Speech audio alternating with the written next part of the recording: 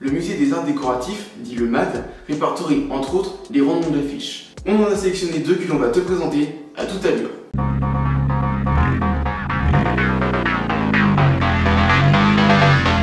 On commence avec Cappiello. Né en 1875, c'est à l'âge de 17 ans que Cappiello expose une toile pour la première fois au musée municipal de Florence. À 21 ans, il publie son premier album de caricature nommé Lanterna Magica, ce qui marque le début de sa carrière d'affichiste. Entre 1901 et 1914, il produit plusieurs affiches, qui constituent une révolution dans le domaine de l'affiche. Durant cette période, il va même redorer les salons de thé et les fumoirs aux Galeries Lafayette en 1912. En 1937, il devient vice-président de la classe publicité à l'exposition.